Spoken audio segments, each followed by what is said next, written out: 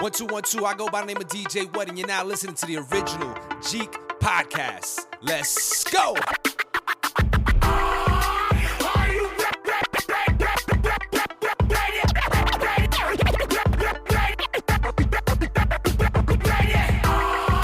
Ready to make an entrance, so backward cut.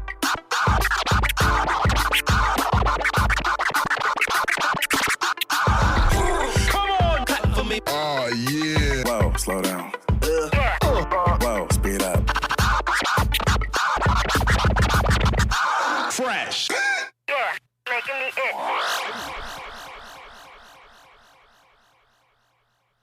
What up, Jeeks? My name is Rockin' Mr. Magic, and he is... Unique DNA. And this is the original Jeek podcast. Unique DNA, my man, what's up? What's up? What's up? What's up? I'm excited. You already know why I'm excited, but I'm excited. They don't know why I'm excited. It's a weekend. It's a time to be excited. To all of our listeners out there and fathers out there, happy Juneteenth and happy Father's Day. What a weekend to be coming off of. On top of that, we have a guest with us for the very first time, and we are both excited to have him with us. He is a Christian theologian, preacher, and trauma-informed soul care provider, Kyle J. Howard. Kyle, welcome to the show. Appreciate it, fam. Thank you so much for having me. Oh, trust us, the pleasure is doubly ours. Yes, sir. Yes, sir. So what we usually do, and those listening, if you're familiar with Kyle, this is going to be an episode where we just want to have fun because we follow the brother out there in social media. We know what he talks about. We know what he's about. But generally, that's all from a very serious standpoint. And I wanted to know this brother just as who he is and the fun side a bit more than what we get to see on social media. So to start the show, we're going to do a short Q&A with Kyle with some questions that we've come up with. But before we do that, Kyle, please, if you can take a moment to share how you can be found on social media. Yeah. Main source would be my website, kylejhoward.com. And then on social media, I primarily use Twitter. I'm not creative enough for Instagram, and I'm not petty enough for Facebook. And so Twitter is kind of like my balance. And so, or I'm not as busy enough for, what is that other thing they call that people use for workers? Like when you're like, LinkedIn? Oh, LinkedIn. LinkedIn, yeah. Does anybody actually use LinkedIn? Like, Kind of. yeah. Well, I I'm not fluctuate. professional enough for LinkedIn, so Twitter is where I be hanging out. We'll keep it at that. No doubt. We'll appreciate that. And there'll be links to Kyle's social media in the show notes here for y'all as well. So, Kyle, first question, and these questions are just random fun questions. First one, you're Will Smith in I Am Legend, and you can only take 5 DVD sets of TV shows to watch for your entertainment, pretty much indefinitely. What 5 would you select? That sounds like a deep question, man. That ain't just a simple, fun question. This could really happen. All right. So if there was a zombie apocalypse, these are things that keep me up at night. What would I be watching? How would I entertain myself? But so I'll go with this. Let's go with Justice League animated cartoon. So Justice League, that includes Unlimited. Okay. But we'll go with Justice League. Let me think for a second. So we got Justice League. I would go with Clone Wars and Rebels. So those would be 2 separate ones. Star Wars, Yes. Clone Wars, Star Wars Rebels. I'll take both of those. And then my last 2 are going to be more intentional. I'm going to go with ER because I'm living in the zombie apocalypse. I'll never know when I'm going to have to perform some kind of surgery, take a bullet out, do something, scrape my knee. I got to be never to know how to take myself. And it's entertaining. So I'll be entertained and I may learn something. Okay. And then finally, I'll go with The Walking Dead. 1, because it's entertaining, and 2, survival. Again, I'll hopefully be learning some things over and over again as I'm watching that, to how to survive. Wow. I love all of those picks. I can't. There is nothing. That was an excellent list. I can't argue with that list at all. Especially the reason for ER. Like, I haven't heard anybody talk about ER in a long time, but your reasoning behind it, yeah. And it makes more sense than saying like house, because I'm sure you're not going to have a whole bunch of Vicodin to pop and try to get it. Exactly. I was thinking about house, and I was like, yo, if the issues that they tackle on house, if I got any of those diseases, I'm dead. I ain't house. I'm not going to be able to solve anything, but I can remove a bullet. I can do, those kind of things. So ER is more reasonable in regards to my health. Absolutely. You're not going to be dealing with lupus and all types of stuff. Wow. That's a great answer. Yeah. Walking Dead for the survival, ER for the medical, Rebels, Clone Wars, and Justice League. That's a great list. All right. Okay. Next question. Now, I know you're not a big sports guy, but you've been on record on Twitter by saying that LeBron James is not the GOAT. So who is your GOAT if it's not LeBron James? Yeah, so I used to be into sports, primarily basketball, but I just haven't really gotten more into the new generation. I grew up as a kid watching the Bulls and watching Jordan, watching Rodman, watching even cats like Reggie Miller, too. That whole generation, which was very different than the current generation to me. I was just talking to my dad about this recently. I was like, yo, when we watched basketball back in the day, and maybe it was because I was a youngin', but it felt like more we were watching a game played by men versus when we watch basketball now. Maybe this has to do with some of them being drafted when they're still in high school to early college, but it seems like there's a lot of big boys that are playing ball. And the mood and the vibe of the game that kind of comes off. And so when I think about even Michael Jordan, or to even take a Charles Barkley or someone else, and when they're playing, it was like playing like when you're playing street ball. I mean, these cats were getting thrown around, cats were getting hurt, and they would get up and they would keep playing. You take somebody like LeBron. I mean, you could barely tap him, and he's acting like a drama queen, just crying, and oh my god, and all those things. And so we have conversations about the GOAT. To me, it's not just about how many points you score. It's not just about how many rings you have. It's about the era in which you played. Did you play and what you played against? What was your competition? Another thing, cats didn't jump teams just to get a ring. They stayed with the team, blood in, blood out. That's your team. That's your squad.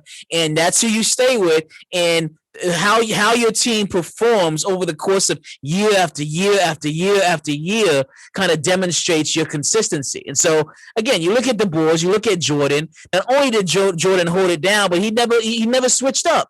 He stayed with the same team, stayed with the same guys, and they built each other. And so when I think about conversations regarding like the GOAT, one side note, I kind of think of it like hip hop too. I don't think there's just one. I think you got to look at the categories, look at different areas and skill sets and everything else. And you got the GOATs in ball handling. Where, Iverson got to be a part of that. You got the all around skilled players, but then you also got the centers, you got the forwards. So I'd rather break it down into those categories of who are the greatest within their specialty or within their specific lanes. Okay, But if we're going to say who was the best all-around player, I think that it's impossible to answer that question because you don't have players now playing in the league then. And because of that, I don't think that someone like LeBron has given us enough evidence to demonstrate that he would be able to hold weight during that era of ball, where you stayed with your team, you didn't bounce around, you didn't cry foul every time you're getting slapped. Everything was it was a man's game. Okay. And even the rules were a lot more strict in regards to what you could do with the ball. And so there's a lot more. It's a lot more relaxed. It's a lot more chill. It's just a different game. So I reserve judgment because I don't know. Maybe when he takes on the new Monstars and basically, conquers things with Bugs and Daffy, I may be like, all right, he saved the universe. Okay, we got to give him his props. But as of right now, I don't even think that conversation can happen because it's just two radically different eras for me. I definitely agree. It is definitely two eras. I'm afraid LeBron lost in Space Jam because ESPN already reported that there was some conflict between him and Bugs. I mean, I don't think the team's vibing very well. Nah. And if we got to choose between in the last 5 minutes, and don't ask me to choose between who's the GOAT between Bugs and Bronze, because I'm going Bugs 100. So I mean, don't start smoke with Daffy. Don't go for Bugs, yo. That's facts, because Bugs he's ruthless. yeah. That's a fantastic answer, and I agree. It was a man's game back then, and not that they're not men playing right now, but it is a lot. It's a softer era. These guys are flopping a lot when they're not being touched. But one thing, when you look like you flopped when Rick Mahorn hit you, or Bill Laimbeer hit you, or Moses Malone hit you, because they hit you. But when Jared Allen is, and nothing disrespect Jared Allen, but he's very tall and skinny. He's not a body, and you've got no big men. There's no more Ewings or David Robinsons and Kareems. Those guys aren't around anymore. So yeah, it's definitely a different era. Bro, I was at the game where Shaq and Charles Barkley were playing against each other, and somebody said something. I think it was Shaq that started, but he ultimately punches Charles Barkley, and Charles Barkley gets up, picks him up, body slams him. And that was the era which, I mean, it was I'll give you as a side note. I grew up in Atlanta. I'm from Atlanta, but I spent a lot of time up north in New York, in Bronx, New York. Mm-hmm. And culturally speaking, I'm a New Yorker, in culture. And while I would spend my summers up in New York, my older brother, who's a baller, would stay in the South. And so he's a Georgia boy 100%. And I remember one time he decided to come up to New York and visit. And again, he's a legit baller. He played college ball for a couple universities, but he gets to New York. This is the Bronx, and we lived in an apartment complex right across from the playground where they bought. So my brother goes out there and he's balling, and the cats out there that they feeling him because my brother has handles and he's skilled. So he's playing, and he goes up for a shot, and someone just smacks the crap out of it, and the guy hits my brother's hand, so you could hear the slap. So my brother comes down, he cries out foul. And every cat on in that playground turned and looked at him like he done lost his mind. And they were like, bro, you got skills, so we're going to let it slide. But if you ever call foul again, you can't come here again. And my brother never called foul again. People want to say that LeBron is the GOAT. I cannot imagine LeBron James not crying foul if he was playing street ball in the Bronx. And I have a trouble saying that somebody's the GOAT if they can't even handle a street ball game. And again, even when you think about Jordan was playing against cats twice his size. He got smacked around, but you ain't see Jordan he stayed his feet down. And I was actually watching some highlights where Jordan was like getting in people's faces, a couple of fights that were almost, and I didn't even remember that as a kid. I was like, I didn't know, Jordan was like squaring up on cats, but he was playing. Oh, but yeah. It was a different game.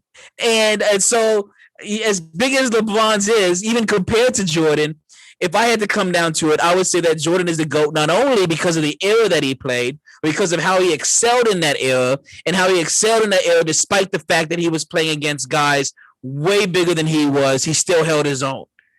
And so he held his own in the golden era, to put it specifically. I don't think that right now is the golden era. And so with that being said, I can't even hear conversations, about anybody in at best the silver age being considered the GOAT. I've got no rebuttal for that, and I hope your listeners send you the hate mail, not me. Oh no, trust me. We've already got some about how we feel about LeBron. Yeah, and I've already stated on this show that LeBron's not better than Kareem. So. You're good. Yeah, see, I would agree, because again, people will say, well, how many rings does so and so have, or how many points per game? It's like, that's not what it's about, because even first of all, basketball is a team sport, and so it's not about how many points you score. It's how good you are at doing what you do and how consistent you are. And again, it's some other kinds of and other layers as well. But you can't take many people in this silver age, if you want to call it that, and put them up against the golden age of basketball and be like, oh, these people are better.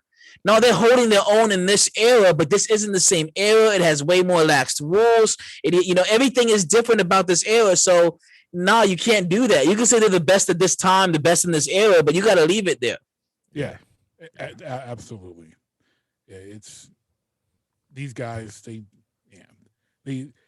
I say that today's players on average are more physically talented and gifted, but they're not as skilled and they're not as driven. They don't want it as hard as the players of the past do. Yeah, and they don't want the competition. So because again, they were like, okay, our team lost one. All right, we're gonna switch to another team we think can win. Rather than being like, all right, we got to take this L, we got to sit with this L, and I'm going to bring my team back up. And maybe in a year, maybe 2 or 3, we're going to get back out there and be the top again. So they're not competitive like that. It's more. It's all about the money. The mindset. Well, the mindset's also different. Yeah. Because when we were kids, there was no unrestricted free agency until 1990. So we watched a group of players that just didn't have that mindset. But you mentioned that culturally, you're New Yorkers. And I didn't even have this as a question, but I saw this on Facebook and it tripped me out. A mutual friend of Unique DNAs and I posted a picture of different hip hop groups and it said, list your top 5. Oh, Lord and Jesus. He put, and he put 5 groups in there and 4 of them, like I wouldn't put all of them in there, but I can understand the argument for 4 of them. There's one I just could not accept. And I wonder what your thoughts are. If you saw a list that had Dipset in as the top 5 hip hop groups of all time. Okay, that answers the question for me. Because because that was my reaction. Devil's advocate. All right. So top 5. If we're going on skill or we're going on influence, so that would be my first. I'm playing devil's. But I'm playing devil's advocate. It's got to be a mixture of both. It's got to be skill and influence. Yeah. So if it's by groups, we're talking about 3 or more. Well, they included Outkast, and so 2 or more. Okay. So Wu-Tang would be on there for me. NWA would be on there for me. Okay. Outkast would be on there for me.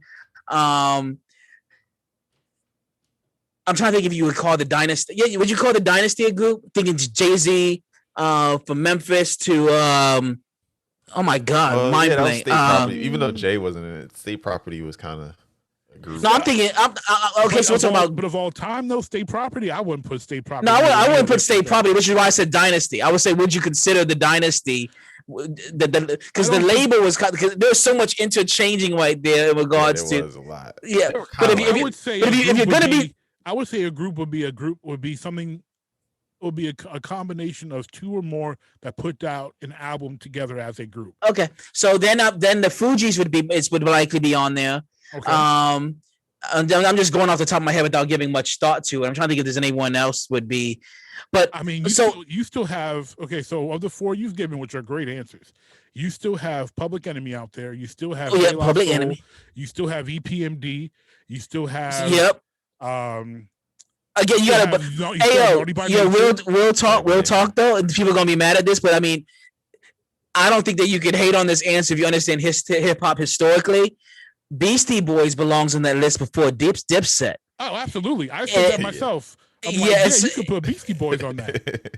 Yeah, so I would say that Dipset is a group that had kind of like its moment. I can understand that argument based upon like influence, but it's if your knowledge is only for like a couple years. Is only for like a couple years. They were hot for like 2 to 3 years, and then they more or less fell off. Yeah, and so I couldn't, and even then. I think some of those cats were underrated. I think Joe Santana was underrated. Camwan was a dope MC. Who else is on Dipset? Jim Jones. Jim Jones was cool, but I ain't seeing them in the top 5. I'm not seeing them in the top 10. Maybe possibly a top 20. If you get me on a bad day, would be my answer. Now, let me preface that by saying that I am a former professional battle rapper, and so lyricism is very, very big to me, and also I'm a historian. So even when it comes to the role of hip hop in the Black community historically. I'm thinking about a lot of categories where I think about like greatest groups, even greatest artists. That many people maybe thinking who had the most club hops or who had the best hit singles. Well, I'm thinking about skill and influence, and how much they impacted the culture. Eric B and Rock came off of one song beyond anything Dipset's ever done. Hey yo, Chris Cross would go before Dipset. Oh yeah. They were talk. dope, though. Yeah. I ain't gonna lie though, because I was about to say how many cats are wearing pink after Cameron, and then I thought about it, I was like, not many cats are wearing their clothes backwards. That is true. Yeah. I was listening to Jump like 2 days ago, and that jump was still lit, yo. like real talk. That beat and them lyrics was fire. Like you can listen to Chris Cross like now, and it still be banging. Yeah. And so it's funny you said that, because I was watching Family Matters literally last night with my kids, and Richie and Judy came home from the grandmother taking them to see Chris Cross, and my girls who are 11 and 12 were like, "Who are they? I want to know who they are." And I'm like, "Y'all want to know who Chris Cross are?" Like, okay. Hey, and they didn't hear the music. Say what you will, but man, I feel old because I'm like forgetting names now. But Jermaine Dupri was a master of cultivating those child stars, yo. Yeah. Bow Wow's a legend. I mean, you can say what you want about Bow Wow, but you cannot knock the fact that as a young cat, that dude is legendary regarding hip hop. He really, I mean, he killed it. Chris Cross, same thing. He knows how to make a star, yo. That's true. That is he can't. True. I don't know why it is. He can't write his own lyrics, but he can write lyrics for everybody else in their mom. It don't make sense. But I guess I don't get that. But it's all about the delivery he didn't have. Yeah. All right. Back to my original list. I had to ask that just because it was bugging me out. I'm like, I would rather listen to House of Pain than listen to Dipset, but that's true. The real question the real question though is not whether or not Dipset should be in the top 5. The real question is whether or not you unfriended this dude after you saw it.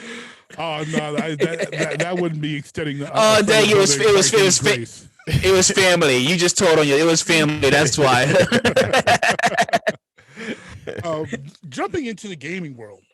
What is your current gaming system lineup in your house? I am looking at a PS5, a Series X. Ooh, I am so jealous. A Switch and an Oculus 2.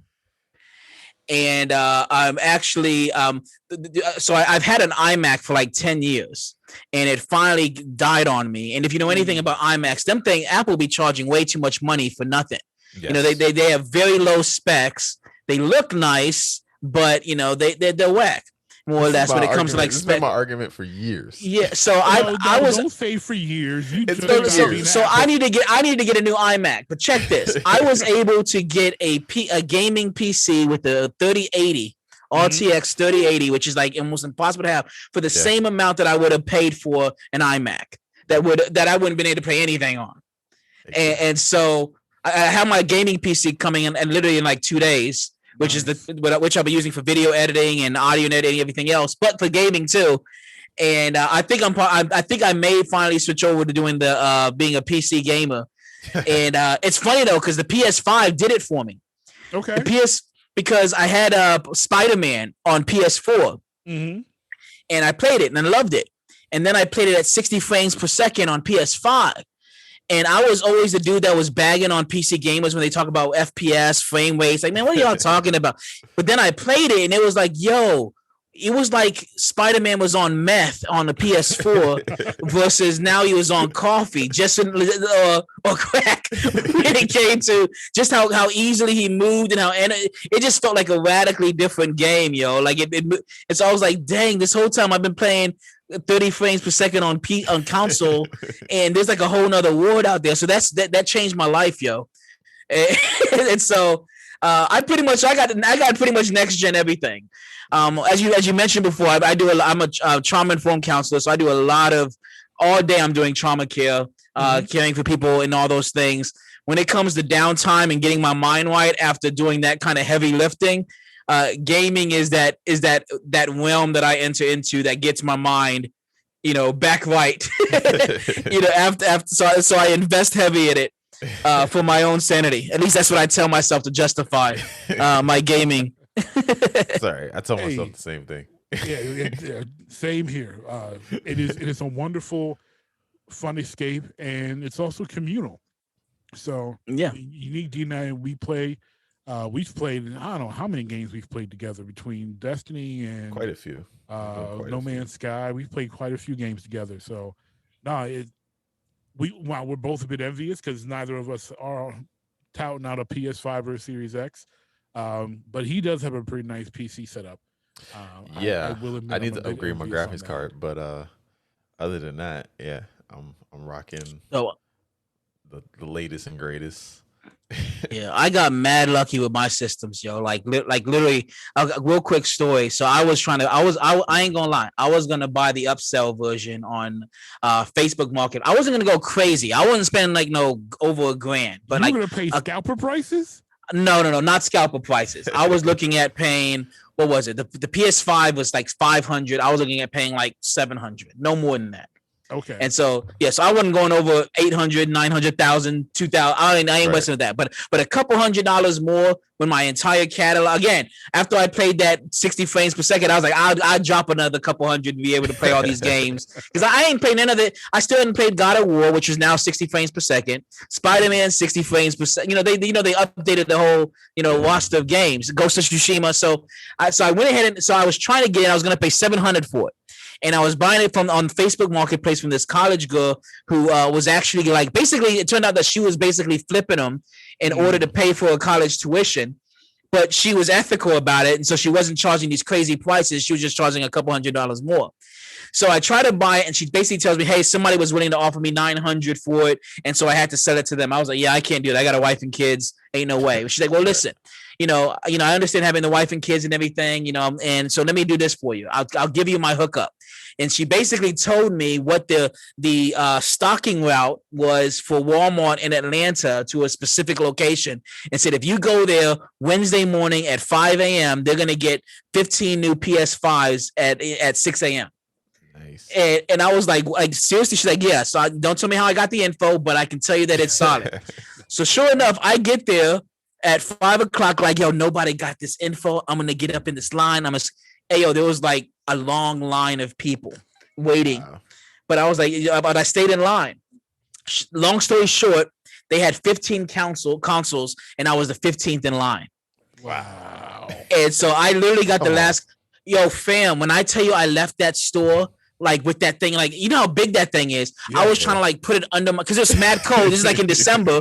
I'm trying to put that joint under my coat. Yo, I'm gonna have to get robbed over a PS5. And I was looking all over the place, trying to and ran to my car, hoping that no one jumped me. And so I got lucky with it and getting a hookup.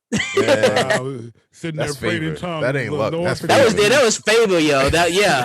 I praise the Lord. Clearly, God's elect. I can't. No offense to y'all too, but work out your salvation with feeling. Right. I need to go repent because I'm doing something wrong. Right. Nah, the Lord's like, man, this guy gonna go crazy unless he has an outlet. Let me go ahead and get this dude a PS5. Speaking of that beautiful family you have, hypothetically, let's say your family is turned into the Incredibles. Pick a power for you and each of your family members. Okay. Oh, so for my wife, I'll give super strength, flight, and what do they call it when you can move things with your mind? Not read minds, but move things. Telekinesis. And I'll give her that too. What do they call it when you can read minds? That's telepathy. Yeah, she don't need telepathy. I don't need my wife to have telepathy.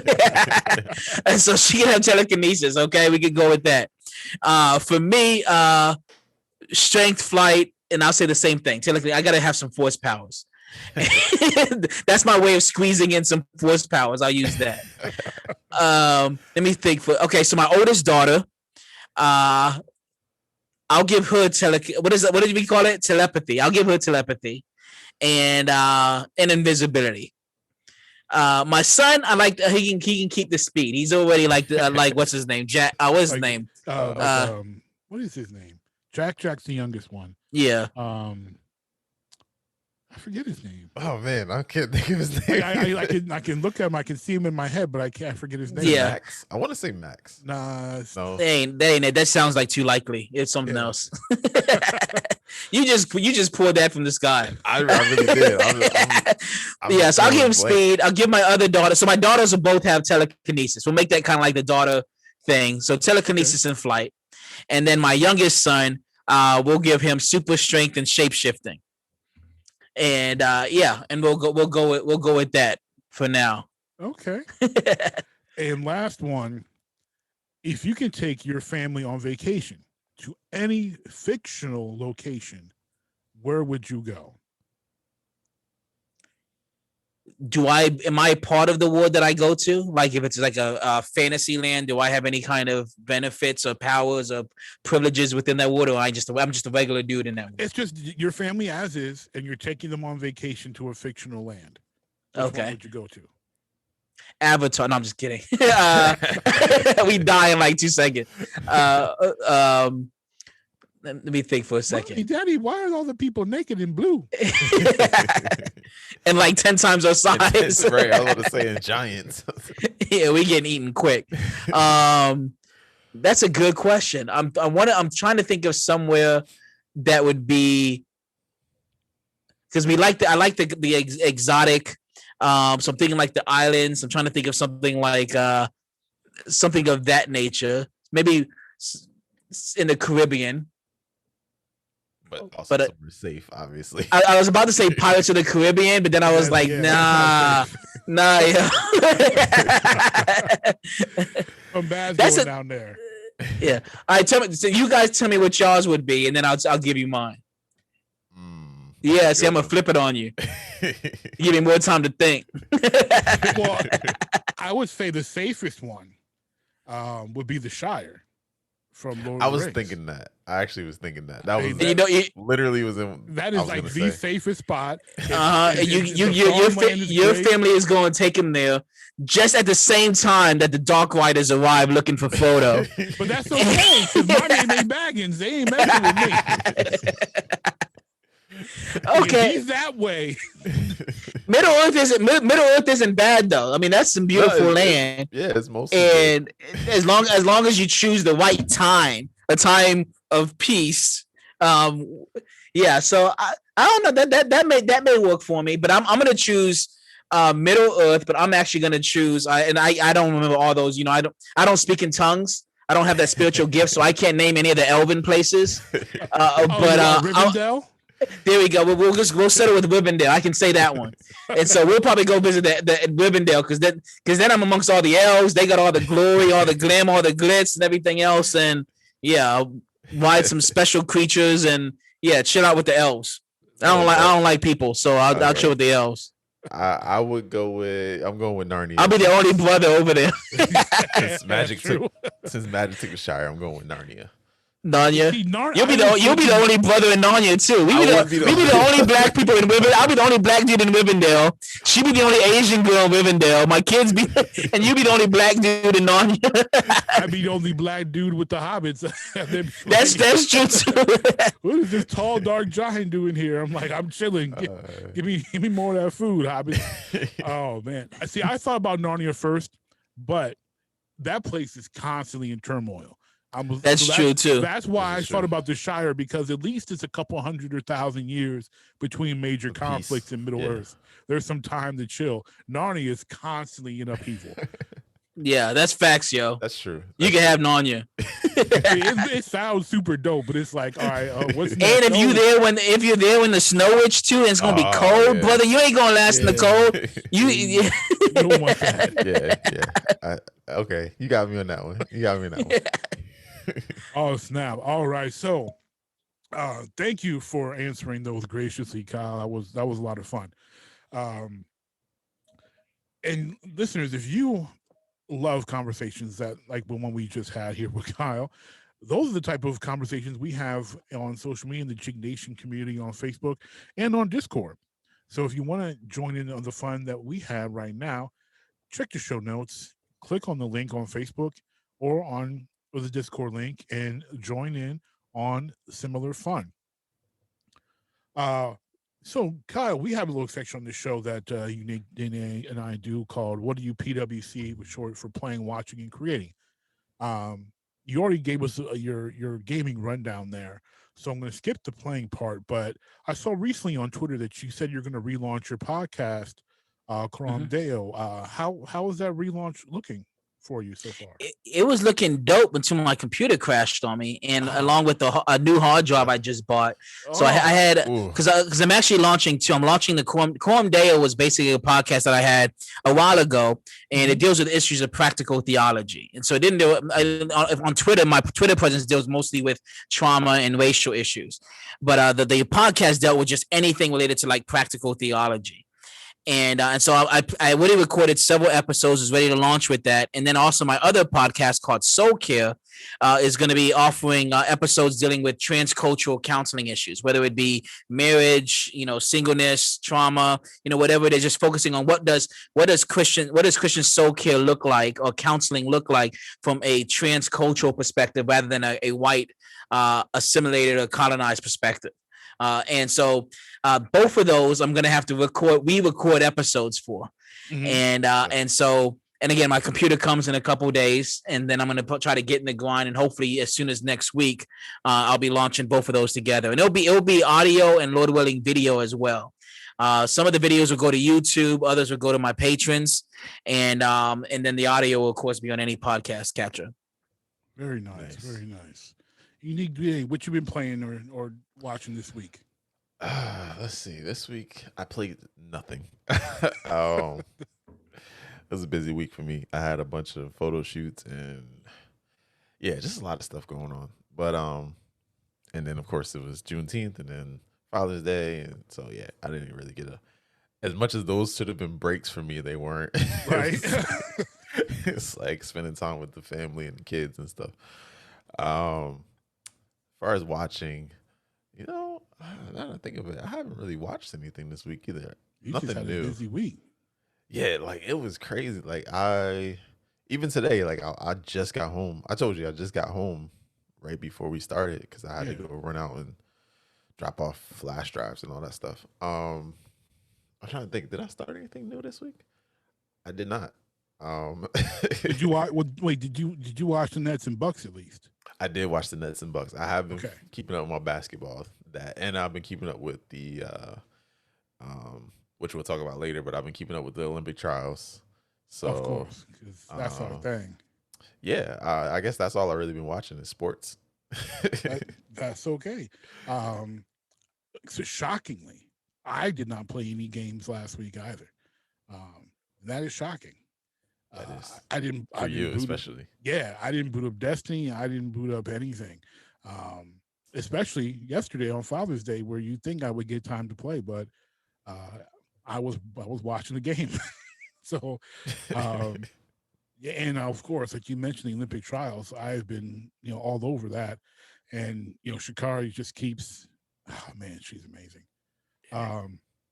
We can go deep on that, but I have been watching something that is interesting and funny that I got from our friend Big Country from your Dweller podcast. I started watching Reborn.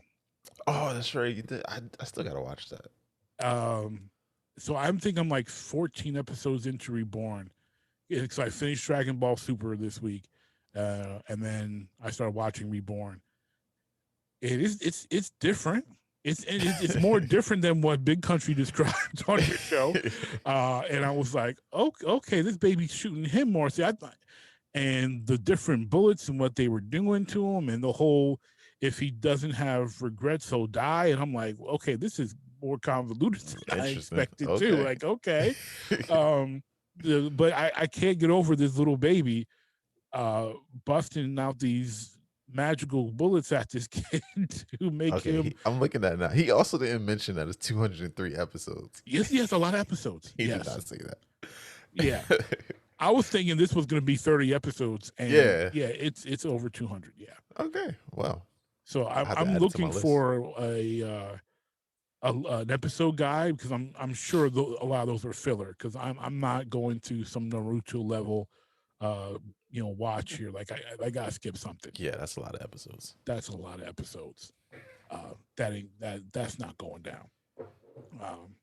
And of course, I watched the playoffs, and I have to say this: I am glad the Nets lost because screw Blake Griffin for robbing my Detroit Pistons. That fool didn't jump. He didn't play hard in Detroit. And all of a sudden, he wants to go to Brooklyn and start dunking and acting like he knows how to play basketball again. I am glad they lost because Blake Griffin gets nothing. And that's the only reason why I'm glad they lost. Because you know how I feel about Kyrie and them and KD, and I love them as players. But karma is what Stephen A. Smith said today. One of the reasons why they lost was karma because Blake wasn't trying. They low managing unnecessarily sometimes, and it bit him in the foot. So Blake Griffin, that's what I said. So There's my glad sound you effects. lost. Everybody else, sorry. Hey, it's basketball. It happens. But and also, you know what? There's some variance. There are four teams in the playoffs left. Two of them have one championship. Two of them have none. And none of the championships are after the merger of the ABA and NBA. Right. So this is like a first time for all these teams. And we're going to have a shift in NBA history. So this makes it even better for me. Listen, that any year that LeBron doesn't win a championship is a good year for me. I'm just saying.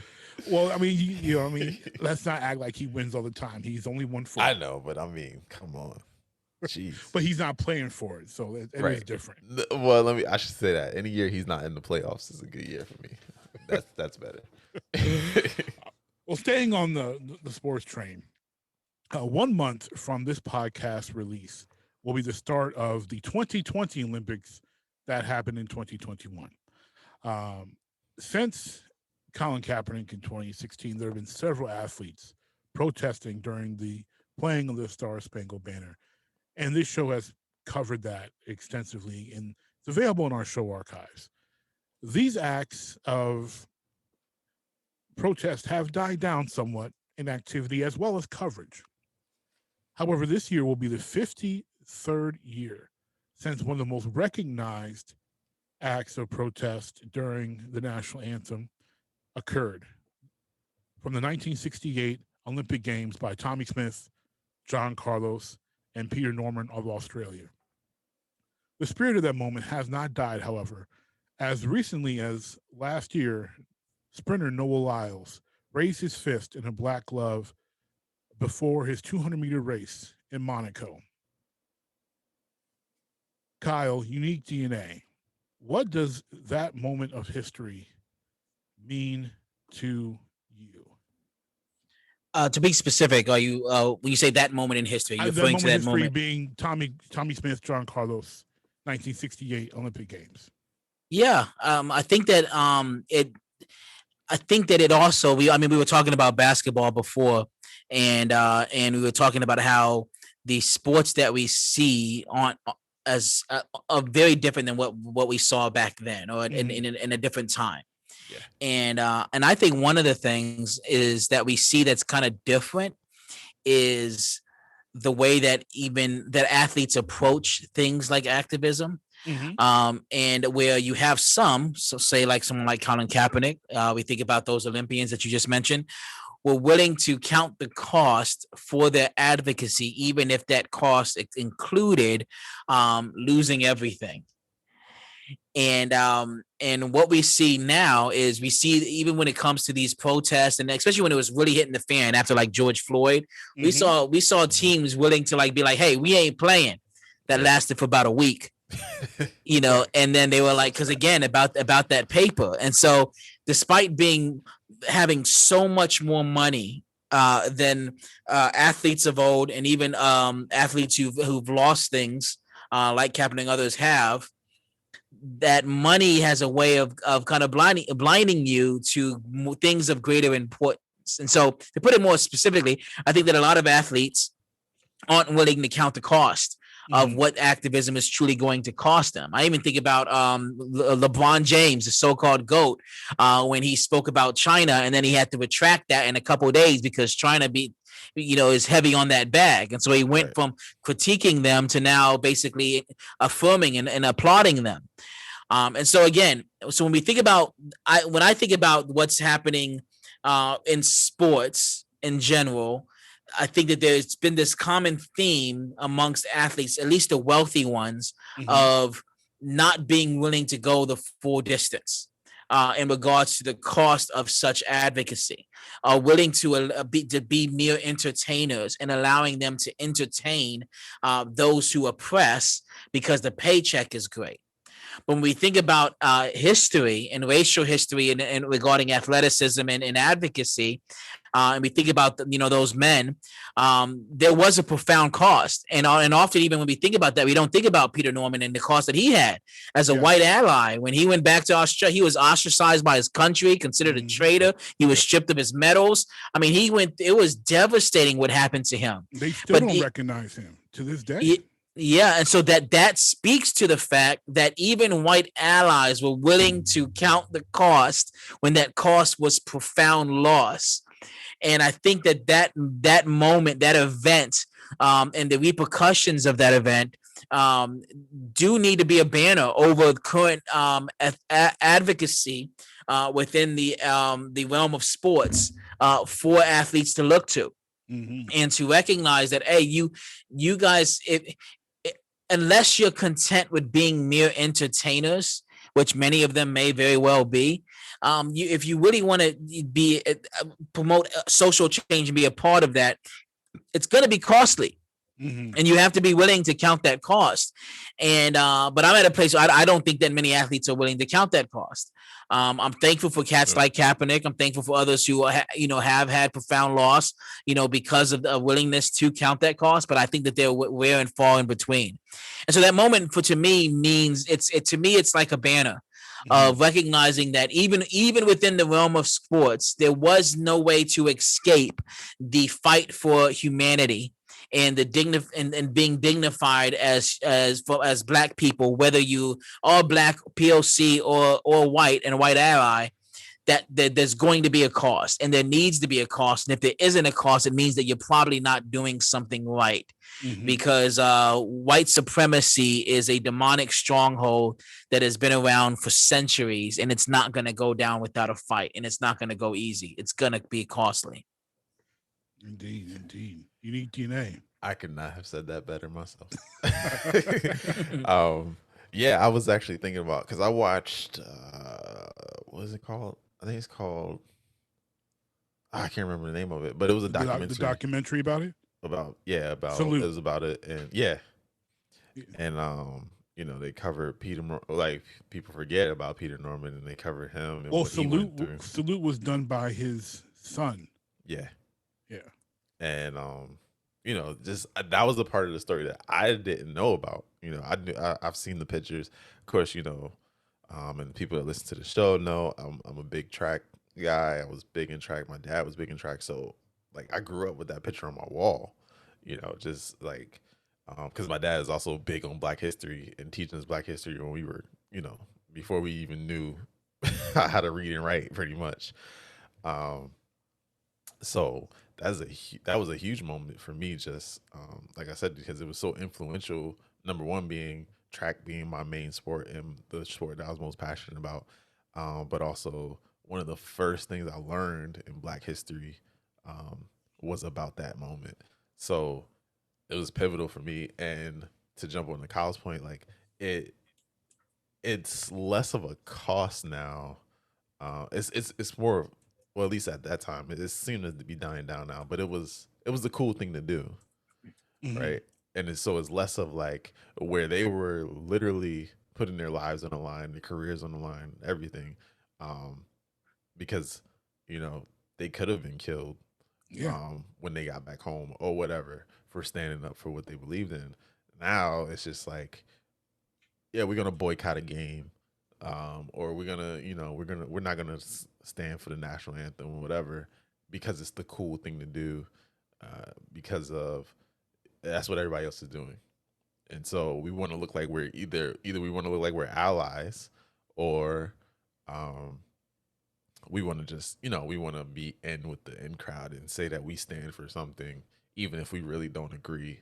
Because when the paycheck stopped coming, we clearly saw who really stood for Who what was they, real and who wasn't. yeah, who was really willing to stand for what they believed in.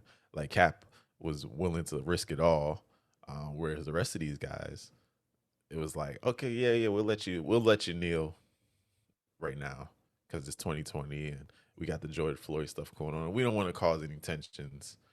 But then as things start to die down, now it's like, all right, we need you guys to get back out there, and we need you guys to get out there and stand, or you're going to be fined, or you're going to be, whatever it is. And most of them complied. I haven't seen a majority of them still standing. I mean, or still kneeling, standing for what they believe in, but kneeling, or just completely boycotting altogether, and like not coming out of the locker room until the national anthem was over or whatever. Right. So, which is another thing that it's like, so they just, that was another thing. Oh, we just won't come out. So rather than take the stand and risk it, we'll just sit and nobody won't notice that we're not there. To make a pop culture reference, because this triggers in this pop culture reference triggers for me a lot of times when I have conversations or I see people talking about this. In the Fresh Prince of Bel-Air, where Marge shows up and is telling Will about her past with Phil and Vivian and the struggle, and Will, stages his little sit-in, and Vivian's talking to him afterwards, and talking to Marge afterwards, and she's like, you told him, Will, all the romantic parts of the struggle. You didn't tell him about the hard work parts, about the times we had to, do these other things to try to fight the system and try to, you told him about, the cute parts, the parts that everyone likes to romanticize. And, when we talk about, and generally you look on history.com or, any type of special, they'll talk about the fist, and they'll talk about the pins that they wore, and the black socks, and not only standing up for Black people in America, but for apartheid in South Africa, and and world hunger. And they talk about all the cute romantic parts, right, but they don't talk about the fact that Tommy Smith and John Carlos literally lost everything. Yep. Even Cap, Cap didn't lose a lot. Yeah, he lost his job, but Nike signed him. He's getting paid. He ain't broke. He ain't suffering. Those men, but I don't think he knew that was going to happen, though. I think that's the difference. I don't think he knew that. But even though he lost his job, it's not like he didn't get he wasn't paid. It's not like he didn't get paid. The NFL just dropped him, and he didn't get his money that was owed him. He lost his job. So it was a different situation, but those guys truly lost everything. Sticking within that vein, the Falcon Winter Soldier recently did a wonderful job, and we've talked at length about the impact of that show. But recently came out that Anthony Mackie initially hated the idea that they would make Falcon Captain America. What thoughts do you have on? Man, they should have went with that first impulse, yo.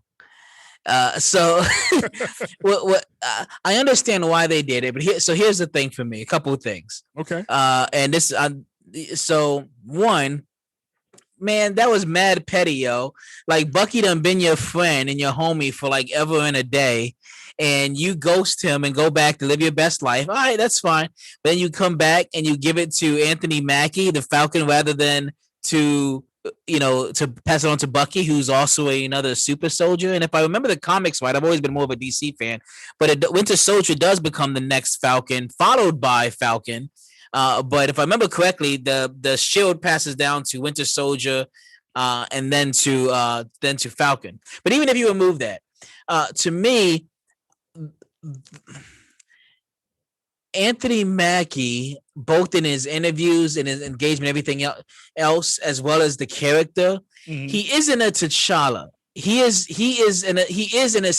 assimilated, and he's that black guy who is trying to find wokeness and after being assimilated for a long period of time, but they think that they already woke.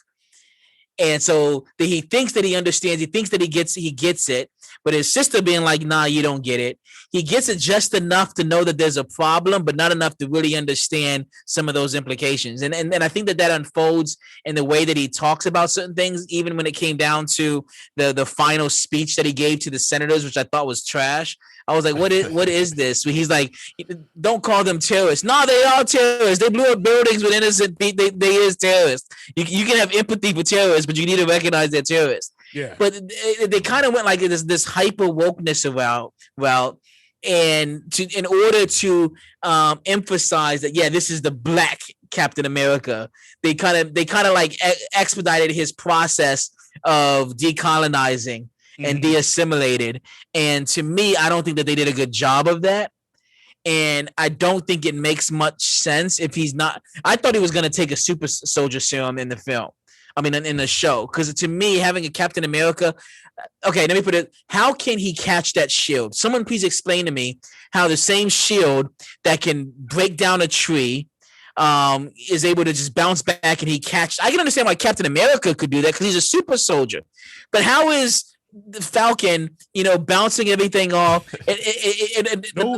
Nobody knows. But I think that's why they showed Walker before the super soldier serum training with it in that little clip in episode 2, because in comic books, nobody before Sam that had the shield wasn't a super soldier. Everyone that was Captain America before and had serum, whether it was Bucky, whether it was Steve, whether it was Isaiah Bradley, whether it was U.S. Agent, everybody that had the shield prior to Falcon becoming Captain America was a super soldier. He's the first non-super soldier Captain America.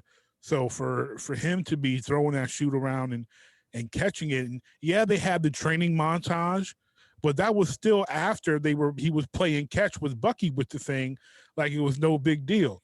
So yeah, I still feel like that was like a continuity thing. Like I feel like it should have been those scenes should have been flipped. Yes, they should have been. Yeah, and even with him giving up, even him giving it up to a museum. I understand that Bucky was kind of going hard on him with that. Nah, Bucky should have slapped him, yo. Like even if okay, so say you don't want it, okay, then give it to Bucky. That was his best friend. Why are you gonna give it to a museum? Or how about you give it back to Wakanda? You gonna give this shield that was given to you as a gift to him? I mean, that just showed his assimilation, where his primary thought wasn't on loyalty and friendship. It wasn't even on Afrocentrism of, hey, this shield belongs to Wakanda. I'm going to give it back to Wakanda. It was like, let me give this to a white national museum, yeah. So that whole thing to me was just, and then finally, my last thought on that would be how he dealt with Isaiah Bradley, where Isaiah Bradley clearly is telling him like, yo, this is what I've been through. This is the reality. Listen to what I'm telling you, young blood, you taking on this role. And he basically shook it off. There could at least been an extra 20 minutes of him wrestling or him dying. But he basically was like, all right, this old timer is just bitter. Was basically the approach. And they tried to make up for that by giving him a monument. But at the end of the day, he basically just disregarded the black dude.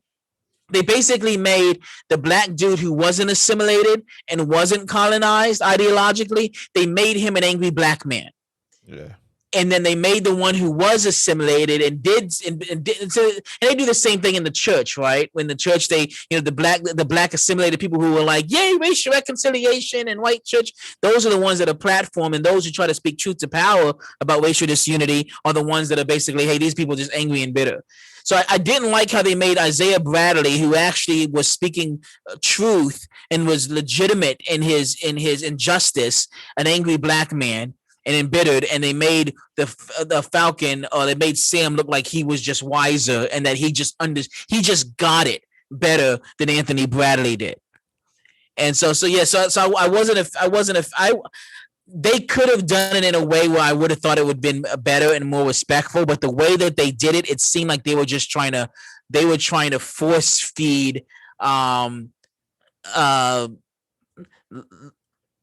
liberal wokeness, into the Marvel universe. And I say white liberal wokeness because I think that there's a way that they could have done it that could have been sensitive to the complexities within the black community regarding that. But what they did was kind of give you that superficial white wokeness, where they basically gave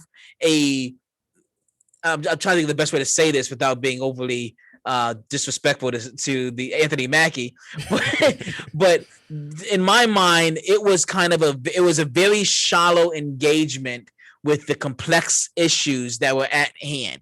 They touched on it and they dabbled with it, and they thought that they were going to go somewhere with it, especially with Anthony Bradley.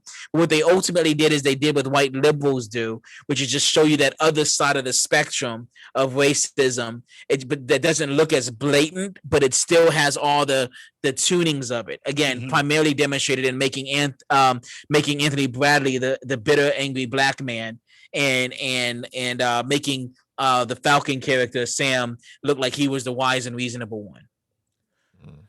Yeah, those are great points, and I mean, really personally, and Jeannie and I were both surprised they even went where they went on the show, regarding race. So I'm not surprised they didn't go deeper, because I was surprised they went where they went to begin with. That's the other thing, because I have to recognize it wasn't Kruger that was directing it. So you go from black. So to me, I think that I don't know if they had a black director doing that, but if you're going to make a black Captain America, then you got to have somebody like Ryan Coogler who's directing this or screenwriting this, because it's so that they can get into it and they can deal with these kinds of things. It needed to be a show for black people. It needed to convince black Marvel fans that this is something that they should embrace. That should have been the audience. The same way that Black Panther was FUBU. It was for us, by us. That show needed to be FUBU because of the issues that it was handling with.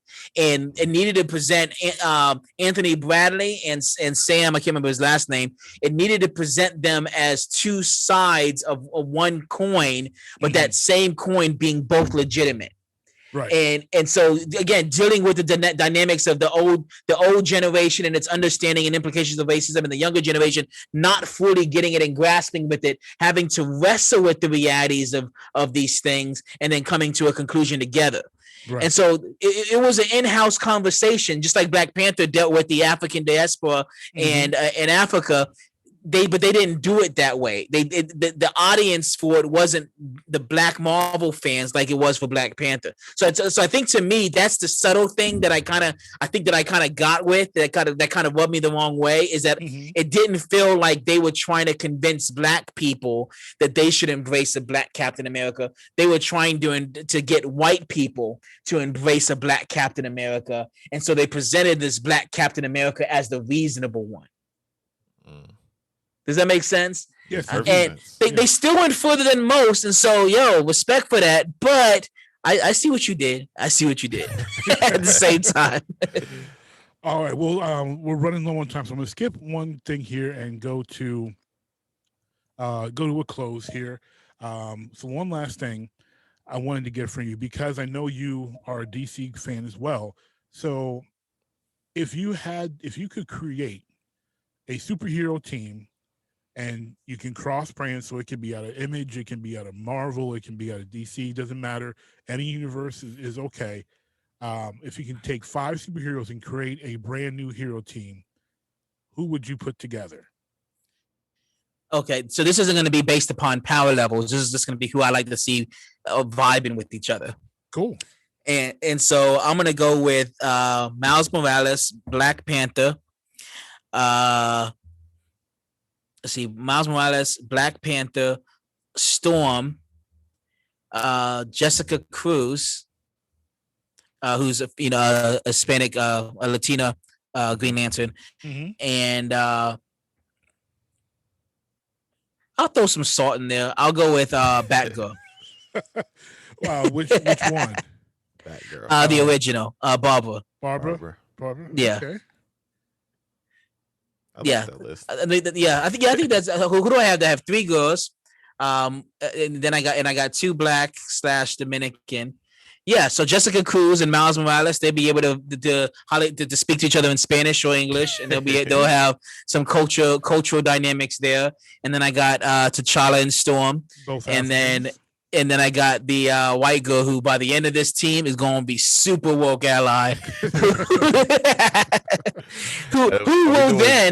who then will take it back to her mentor, the gentrifier named Bruce Wayne, and help him to appropriate his funds in a way. Basically, Bruce Wayne will then ultimately be the guy who personally funds reparations by the time my team is done with Barbara. That works. Hey, it works for me. Like T'Challa and Storm have their relationship issues. I was about to ask: is it pre or post? Oh no! All the smoke, all the drama. I want all that. So no. This after the divorce. Yeah. Oh, okay. So before, after the divorce. Yeah, this is gonna be after the divorce, yo. Post divorce. So T'Challa's gonna be macking on Jessica and probably Barbara too. Probably both. And Roro ain't gonna be none too happy about that. No. First of all, T'Challa is going to be with his sister, and T'Challa is going to be trying to get back in Storm's good graces. Okay. And so come on now. Storm, yeah, he gonna try to shoot some shots back at Storm. They may not get married again because all the complexity with all and all that kind of stuff. But no, he gonna still be trying to shoot his shots at Storm. And Miles Morales is gonna be with someone who's sister-ish. And so he gonna be hollering at Jessica Cruz. Barbara just gonna be. I'm flipping the script. You know how they always have like the funny black friend on those shows. She's gonna be the funny white friend, a white girl friend. And so the show's gonna be focusing on all the people of color, and she's gonna be more like just kind of like vibing off them. Yeah. Okay. Her main mission is to learn and to be trained and to grow in wisdom to go back to Bruce Lane and work on our reparations. And so, no, don't get me wrong. Now, Batgirl is actually one of my favorite characters in the Bat family. I love her character, especially after being paralyzed and coming back from that. And so, Oracle. Okay, yeah. So not as Oracle, but when the new 52, when she is back as Batgirl, but she carries the trauma of that whole ordeal, with her, and is having to try to set back, and having to deal with all that dynamic. So I love Barbara's character. I love Batgirl's character, but this is going to largely be a BIPOC led superhero team. Okay. I like it. I can dig that. Okay, yeah. Cool. Unique Teenage, quickly give me one for you. My top 5? No, just throw 5 together. That would be an interesting team. All right. I'm going with Miles Morales, Black Panther, John Stewart. I'm going all black team. Okay. Black Lightning. Okay.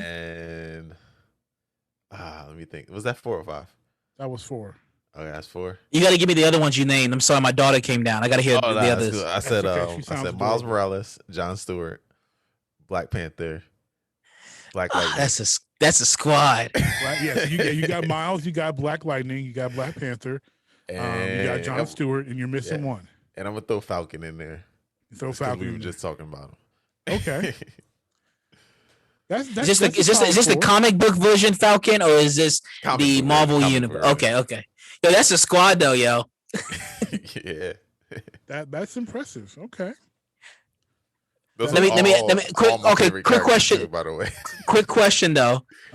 So you take Falcon over Static Shock to that squad? Ooh.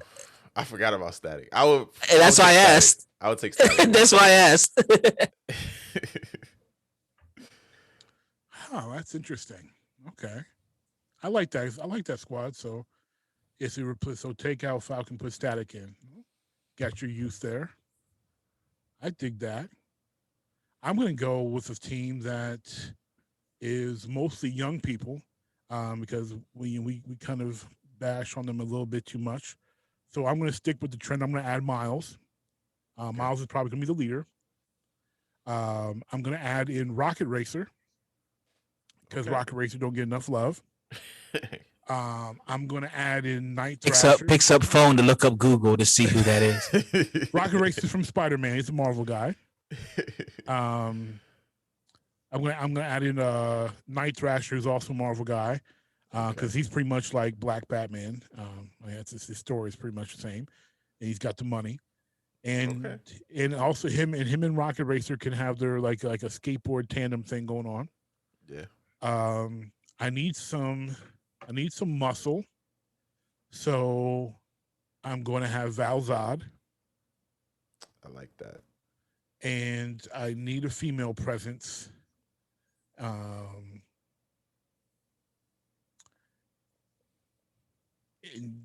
oh man, it's a tough one. Because I mean, as much as I love Storm, she is a cliche answer, unfortunately. And I want someone who is going to. Okay, so she's gonna run things. She's not gonna be physically involved, but the brains behind the operation is gonna be Amanda Waller. Okay, I like that. I'm switching. In real talk though, as much as I love Batgirl, I'm switching her out. Cause in retrospect, I'd rather have my favorite DC character is Wonder Woman. Okay. All right. Okay. Diana Prince. She's got that loot too. And can't front. T'Challa Storm may have a problem. I can see T'Challa trying to holler at Wonder Woman. That would be a woman fight to see Storm versus Diana versus Wonder Woman. That'd be interesting. That'd be crazy. I like your list. I would switch out Calvin Ellis for Valzad, but other than that, I like it. Nah, see, I like Val's look better. Nothing against Calvin Ellis, but he's a president, bro, and he's Superman. He's black. I don't want the presidency like that. Like that's nah. See, I thought about Calvin Ellis, and then I was like, nah, yo, he got too much power, man. That's too much gas. Yeah, exactly. That's too much, man. And Superman. That's too close to formality and laws and the legal system and policy and nah. We got to be able to vote the streets. And I have Amanda Waller as the brains. Clearly, I'm not thinking about Law and Order here. Yeah, exactly. That's true. That's a good point. That's a good point. I'm thinking he's thinking covert and betrayal is what he's thinking. Right. Suicide Squad. He put a Judas on his team. I'm thinking just by any means necessary. Oh man, that was great. So folks, that is going to be it for this episode of the original Jeek podcast that we made to bless your earballs. Special thank you to our guest Kyle J. Howard.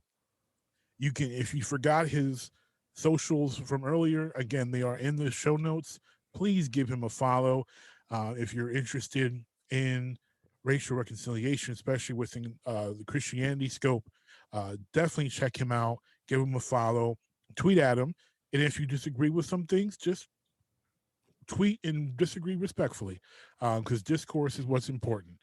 And definitely check him out. We had a great time, Kyle. Thank you so much for blessing us with your time. Appreciate it. Thank you so much for having me, guys. Oh, you're very welcome. So I, folks, am your host, Rocky Mr. Magic. He is Unique DNA, and we want to thank you all for listening. And we could not do this show alone, not without all you Jeeks who continue to support us. So please rate and review the show on your podcasting app of choice. We are on Apple Podcasts, Google Podcasts, Spotify, Stitcher, Castbox, and more. And if you can't find us, let us know at jeeknation@gmail.com or message us on Facebook, IG, or Twitter at Jeek Nation. And until next time, Peace.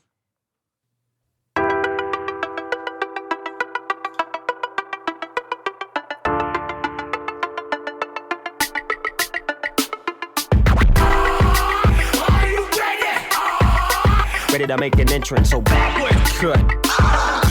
Come on, clap for me. Oh, yeah. Whoa, slow down. Whoa, speed up.